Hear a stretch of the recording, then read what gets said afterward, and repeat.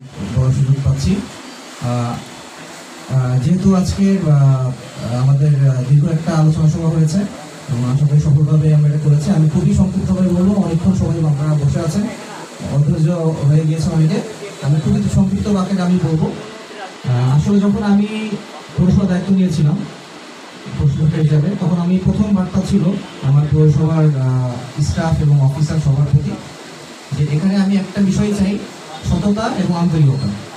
আমি বলেছি আমার কিছুই লাগবে না, আমি সৎভাবে কাজ করে আর্থিক সততা আমার নিশ্চিত করতে হবে এবং কোনো সেবা প্রার্থী যেন আন্তরিকতার অভাব ফিল না করে কখনো।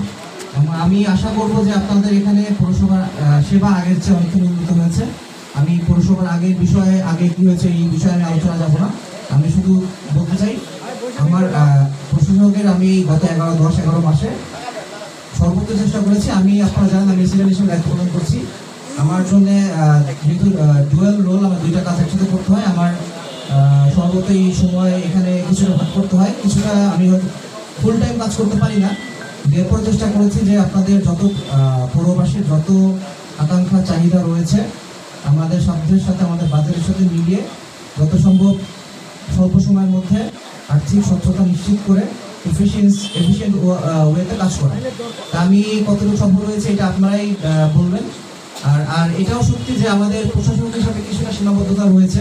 আমরা যেহেতু রাজনৈতিক নির্বাচিত জনপ্রতিনিধি নই, আমরা সরকার যেভাবে বলে আমাদের আমাদের আইনকরণ অনেক বেশি মেনে চলতে হয় এবং সবাই মানে আমাদের হয়তো আরেকটু এক্সট্রা কেয়ারফুল থাকতে হয়। তারপরেও আর আজকে যারা প্রস্তুত পর্বে আপনারা যেগুলো বলেছেন সবগুলো অ্যাড্রেস করতে গেলে আসলে আরও 1 ঘন্টা লেগে যাবে। আমি আপনাদের যত সমস্যা আছে আমাদের ইঞ্জিনিয়ার সাহেব এবং স্টাফরা আছেন, আপনারা আসবেন, আপনারা অল টাইম আপনাদের স্বাগতম। আপনারা যখন আসবেন প্রবলেম বলবেন, যে কোনো রাস্তাঘাট, অবকাঠামো, অন্যান্য প্রবলেম, সহায়তা, নাগরিক সেবা, যে কোনো কিছু আপনারা আসবেন, আমরা দ্রুত দেওয়ার চেষ্টা করব। এবং এবার যে বাজেটে রয়েছে ইনক্লুসিভ হবে আমি আশা করছি। যে কোনো প্রবলেম, যে কোনো এটা আমরা চেষ্টা করবো সর্বোচ্চভাবে দেওয়ার জন্য। আর আমি শেষে বলার আগে আমাদের কিছু এই স্বল্প সময় আমাদের যে একটা কাজ করেছি, আপনারা হয়তো দেখেছেন যে পৌরসভায় কিন্তু আগের তুলনায় কাজকর্ম অনেক বেড়েছে। আমরা আশা করবো আপনারা এক কথা হবেন। আমরা কিন্তু প্রায় 17টা রাস্তা নির্মাণ করেছি এর মধ্যে। তারপরে হচ্ছে এই যে ড্রেনের প্রজেক্টটা রয়েছে, যেটা আমাদের এই যে হচ্ছে, সেটা আমাদের ঠিকাদারকে আমরা কঠোরভাবে বলে দিয়েছি 15 দিনের মধ্যে তিনি কমপ্লিট করবেন বলে কথা দিয়েছেন। আশা করবো কমপ্লিট হবে, নাহলে আমরা আমাদের চেষ্টা করবো কমপ্লিট করে। হ্যাঁ, আমরা চেষ্টা এবং ব্যবস্থা নেওয়া হবে, কিন্তু আশা করি কমপ্লিট হয়ে যাবে, সমস্যা হবে না। আর বাকি রাস্তা কমপ্লিট হয়েছে, আরও কিছু রাস্তা আমরা এই উন্নয়ন প্রকল্পে জুন মাসেই লাইভ হয়েছে, গতকালই হয়েছে না, গতকালই প্রায় আরও 10টার মধ্যে প্রজেক্ট হয়েছে। আমি আশা করব এই মে থেকে কাজ শুরু হয়ে আগস্ট ছাত্র ভাইরা, সমন্বয়ক যারা আছেন এবং সর্বোপরি আমাদের যারা স্থানীয় জনগণ যারা আজকে আপনাদের সময় নষ্ট করে আমাদের জন্য আসছেন, আমি আশা করব পৌরসভার স্টেক হোল্ডার যারা আছেন তাদের সাথে আমরা সামনে তাদের কাজ মিলিয়ে কাজ করব।